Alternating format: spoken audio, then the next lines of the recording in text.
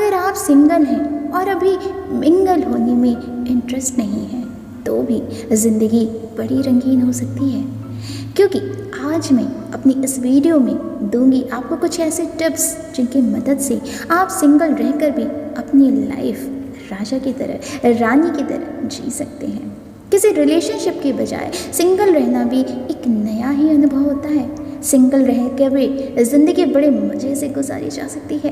तो चलिए आइए जानते हैं कि ऐसे कौन से टिप्स हैं जिनकी मदद से आप सिंगल रहकर भी बिल्कुल मिंगल वाली ज़िंदगी जी सकते हैं। सबसे पहला, make your mind that you are single.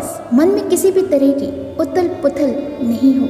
आप सिंगल क्यों हैं, या फिर क्या आपको मिंगल यानी किसी रिलेशनशिप में दोबारा होना चाहिए। इन सब चीज़ों से आप पीछे हट जाइए और आप खुद को बिल्कुल तैयार रख लीजिए कि यस यू आर सिंगल। आप रिलैक्स होंगे तो आप अगले कदम के बारे में सोच सकते हैं। रिलेशन में रहना या सिंगल रहना आपकी इच्छा पर निर्भर करता है। ये पूरी तरह से आपकी चॉइस है कि आप सिंगल रहना चाहते हैं या नहीं। जब आप ये डिसाइड कर लेंगे, तय कर लेंगे कि आप सिंगल रहकर लाइफ एंजॉय करना चाहते हैं, तो यकीन मानिए आप अपनी ज़िंदगी का सही मायनों में लुत्फ़ उठा रहे हैं। दूसरा, सिंगल रहकर खुद को खोजें। जी हाँ, ऐसा नहीं कि आप किसी रिलेशनशिप में रहकर खुद के लिए समय नहीं निकाल सकते या आप अपने लिए कुछ नहीं कर सकते, लेकिन जब आप सिंगल होते हैं तो पूरी तरह स्वयं में खो जाते हैं। सिंगल रहना भी एक मौका है अपने बारे में सोचने का, अपने को बेहतर तरीके से पहचानने का। सिंगल रहकर आप फैसले स्वतंत्र रूप से ले सकते हैं। ऐसा नहीं कि रिलेशनशिप में आप फैसले नहीं ले पाते, आप फैसले ज़रूर लेते हैं, लेकिन कहीं ना कहीं उसमें आपका पार्टनर भी इन्वॉल्व रहता है। मान लीजिए आप किसी रोड ट्रिप पर अकेले निकलना चाहते हैं। सिंगल होने पर बेझिझक निकल सकते हैं, लेकिन अगर रिलेशन में हैं तो आपको गर्लफ्रेंड, बॉयफ्रेंड पूछना पड़ेगा उनसे, वो जाएं या न जाएं, लेकिन ये आपकी जिम्मेदारी है कि आप पूछें, है ना। तो आप अपने आप को पहचान सकते हैं।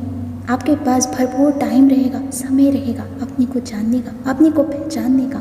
तीसरा, परिवार और दोस्तों के लिए आपके पास टाइम ही टाइम होगा। जब आप किसी रिलेशनशिप में होते हैं तो चाहते हुए भी परिवार और दोस्तों के लिए समय नहीं निकाल पाते हैं। ऐसा नहीं है कि आप अपने रिलेशनशिप की वजह से बाकी लोगों को इग्नोर करते हैं, लेकिन फिर भी आपके पास परिवार और दोस्तों के लिए वक्त की कमी हो ही जाती है।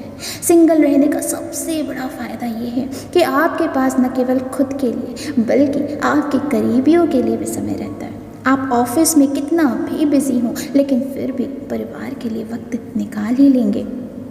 चौथा, आत्मचिंतन के लिए समय। Yes, it is the time for self realisation. Single रहने पर आपको आत्मचिंतन के लिए, मतलब खुद को समझने के लिए, अपनी आत्मा को अपने बारे में सोचने के लिए भरपूर समय मिलता है। अगर ब्रेकअप के बाद सिंगल हो गए हैं तो आपको इस बात की पड़ताल का समय मिलता है कि आखिर पिछले रिलेशन के टूटने की वजह क्या थी।